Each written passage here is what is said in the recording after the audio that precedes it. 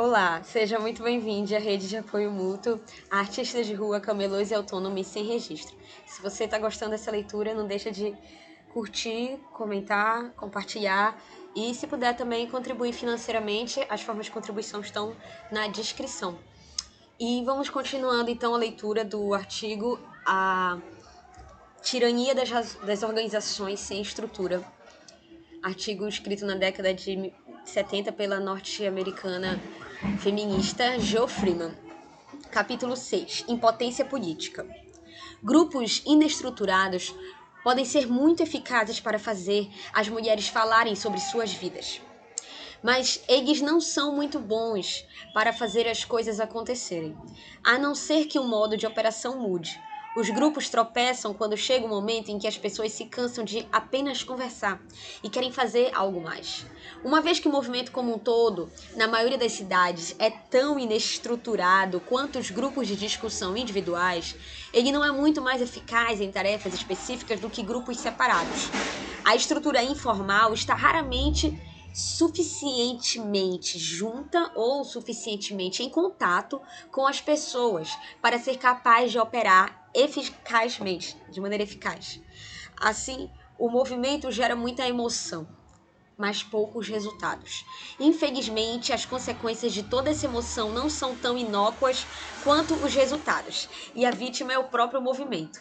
Alguns grupos que não envolvem muitas pessoas e trabalham em pequena escala tornaram-se projetos de ação local. Mas essa forma restringe a atividade do movimento a um nível local. Além disso, para funcionarem bem, os grupos precisam normalmente se reduzir àqueles grupos informais de amigos que tocavam as coisas. Tocavam, né? As coisas. Isto impede muitas mulheres de participarem. Enquanto a única forma de participação no movimento for a filiação a um pequeno grupo, aquelas mulheres que não aderem estão em evidente desvantagem. Enquanto os grupos de amizade forem o principal meio de atividade organizacional, o elitismo se torna institucionalizado. Para aqueles grupos que não conseguem encontrar um projeto local ao qual se dedicar, o mero ato de estar junto torna-se a razão de estar junto. Quando um grupo não tem uma tarefa específica, e a conscientização é uma tarefa, as pessoas voltam suas energias para o controle de outras pessoas do grupo. Isto não é feito tanto por um desejo maligno de manipular os outros, embora às vezes o seja, quanto pela falta de alguma coisa melhor para fazer com seus próprios talentos. Pessoas hábeis com tempo disponível e uma necessidade de justificar seus encontros se empenham no controle pessoal e gastam seu tempo criticando as personalidades dos outros membros do grupo. Disputas internas e jogos de poder pessoal tomam conta do dia. Quando um grupo está envolvido numa tarefa, as pessoas aprendem a conviver com os outros como são e a desprezar as antipatias em benefício dos objetivos maiores. Há limites colocados à compulsão de moldar cada pessoa à concepção que se tem do que deve ser.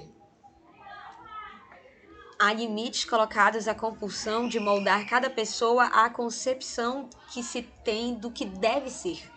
O fim da conscientização deixa as pessoas sem direção, e a falta de estrutura deixa as pessoas sem meios de chegar lá. As mulheres do movimento ou se voltam para si mesmas e suas companheiras, ou buscam outras alternativas de ação. E há poucas alternativas disponíveis. Algumas mulheres simplesmente fazem suas próprias coisas. Isso pode levar a um grande grau de criatividade individual que pode, em grande parte, ser útil ao movimento, mas não é uma alternativa viável para a maioria das mulheres e certamente não promove um espírito de esforço cooperativo de grupo. Outras mulheres abandonam inteiramente o movimento porque não querem desenvolver um projeto pessoal e não encontram meios de descobrir, associar-se ou começar projetos de grupo que as interessem. Muitas se voltam para outras organizações políticas para dar-lhes o tipo de atividade estruturada e eficaz que elas não conseguiram encontrar no movimento das mulheres. Dessa forma, essas organizações políticas que veem a liberação das mulheres como apenas uma questão, entre outras, consideram o movimento de liberação um vasto manancial para o recrutamento de novos membros. Essas organizações não precisam se infiltrar, embora isso não exclua o fato de que o façam, O desejo de uma atividade política significativa gerado pelas mulheres ao se tornarem parte do movimento de liberação é suficiente para torná-las ansiosas de entrarem em outras organizações. O próprio movimento não permite nenhum tipo de vazão para suas novas ideias e energias.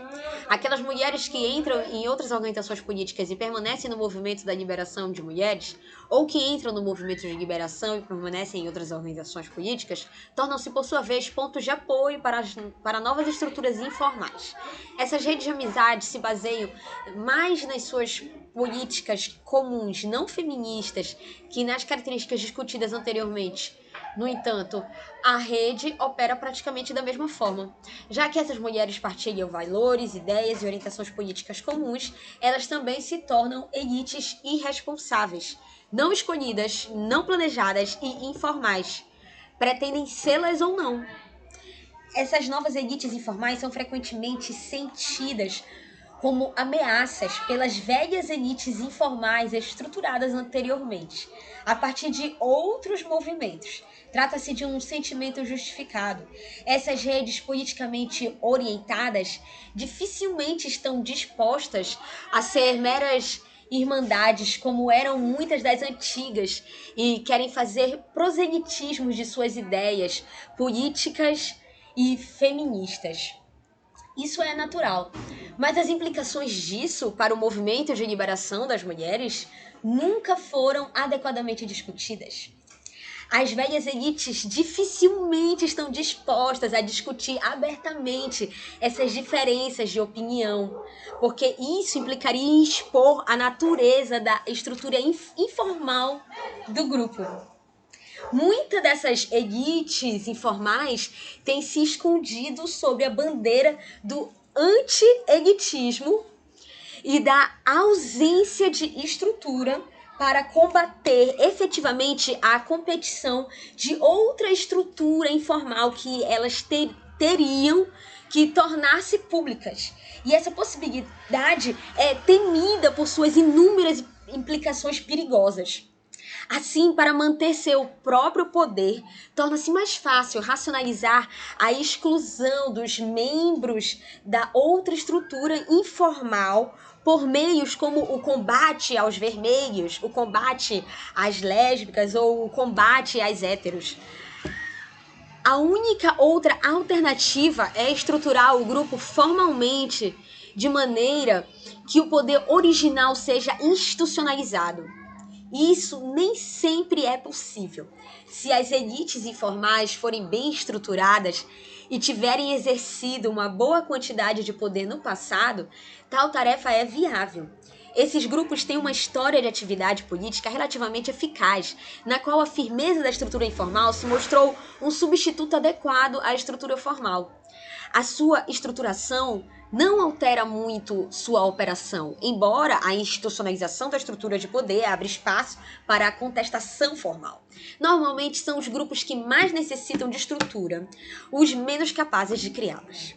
Suas estruturas informais não foram bem formadas e a adesão à ideologia da ausência de estrutura as faz relutantes em mudar de estratégia. Quanto mais inestruturado um grupo é, tanto mais carece de estruturas formais, quanto mais adere a uma ideologia de ausência de estrutura. Mais vulnerável está a ser tomado por um grupo de companheiras oriundas de organizações políticas. Uma vez que o movimento como um todo é tão inestruturado quanto a maioria dos grupos que o constitui, ele é igualmente suscetível à influência indireta de outras organizações. Mas o fenômeno manifesta-se diferentemente no nível local. A maior parte dos grupos consegue operar autonomamente, mas apenas os grupos que conseguem organizar uma atividade no nível nacional podem ser considerados grupos nacionalmente organizados. Assim, são as organizações feministas estruturadas que, em geral, fornecem as direções nacionais para as atividades feministas. E essas direções são determinadas pelas prioridades dessas organizações. Grupos como a Organização Nacional das Mulheres e a Liga de Ação pela Igualdade das Mulheres e algumas convenções feministas de esquerda são as únicas organizações capazes de montar uma campanha nacional. Os inúmeros grupos inestruturados de libertação das mulheres podem escolher se vão apoiar ou não as campanhas nacionais, mas não são capazes de organizar uma campanha elas próprias. Dessa forma, seus membros se tornam as tropas sob a liderança das organizações estruturadas. Eles não têm sequer os meios de decidir quais devem ser as prioridades. Quanto mais inestruturado o movimento é, menos controle ele tem sobre a direção na qual se desenvolve e sobre as ações políticas na qual se engaja. Isso não significa que as suas ideias não vão se espalhar. Dado um certo grau de interesse dos meios de comunicação e condições sociais favoráveis, as ideias poderão ser difundidas amplamente. Mas o fato das ideias serem difundidas não implica que serão implementadas. Significa apenas que serão discutidas. Na medida em que podem ser aplicadas individualmente, elas podem ser realizadas, mas não na medida em que requerem poder político coordenado para serem implementadas. Elas assim não seriam. Enquanto o movimento de liberação das mulheres permanece dedicado a uma forma de organização que enfatiza pequenos e inativos grupos de discussão entre amigas, os piores problemas da inestruturação não se farão sentir. Mas esse estilo de organização tem seus limites. É politicamente ineficiente, excludente e discriminatório quanto às mulheres que não estão ou não podem estar ligadas à rede de amigas. Aquelas que não se enquadram no esquema existente por motivo de classe, raça, profissão, casamento, maternidade ou personalidade serão inevitavelmente desencorajadas de tentar participar. Aquelas que se encaixam desenvolverão interesses dissimulados de manter as coisas como estão. Os interesses dissimulados dos grupos informais serão mantidos pelas estruturas informais que existem e o movimento não terá meios de determinar quem deve exercer o poder nele. Se o movimento continua deliberadamente a não escolher quem deve exercer o poder, ele termina por não abolir o poder. Tudo que faz é abdicar o direito de exigir daquele que exerce o poder e a influência que tenha responsabilidade por esse poder e essa influência. Se o movimento continua a manter o poder tão difuso quanto possível, porque sabe que não pode exigir responsabilidade daquele que o detém, ele impede qualquer grupo ou pessoa de dominá-lo totalmente. Mas, simultaneamente, ele se condena a ser tão ineficaz quanto possível. Um meio termo entre a dominação e a ineficácia pode e deve ser encontrado. Esses problemas estão surgindo agora, porque a natureza do movimento está mudando, necessariamente. A conscientização como função principal do movimento de liberação das mulheres está se tornando obsoleta, devido à intensa publicidade e da imprensa nos últimos 2 anos e aos inúmeros livros e artigos que circulam agora nos meios estabelecidos. A liberação das mulheres se tornou uma expressão assimilada. Seus temas são debatidos e os grupos de discussão informais são formados por pessoas que não têm conexão explícita com nenhum movimento. O trabalho puramente educacional não é mais uma necessidade imperativa. O movimento deve continuar com outras tarefas. Ele precisa agora estabelecer suas prioridades, determinar suas finalidades e perseguir seus objetivos de maneira coordenada. Para fazê-lo, ele deve organizar-se localmente, regionalmente e nacionalmente. Valeu, gente. Obrigada por acompanhar até aqui. Esse foi o capítulo 6. Em breve estaremos lançando o capítulo 7, Princípios da Estruturação Democrática, continuando ainda a leitura desse incrível artigo. Eu queria saber o que vocês estão achando desse texto e também da leitura. Hoje eu me inspirei numa atividade que eu participei à tarde, em que tinha um intérprete de Libras e eu senti também de tentar expressar um pouco mais com o corpo o que eu estava lendo. Eu não sei se isso deixou a leitura mais chata ou mais interessante. Quem quiser também deixar um comentário nesse sentido, eu agradeço. E é isso. Nós por nós. Muito grato.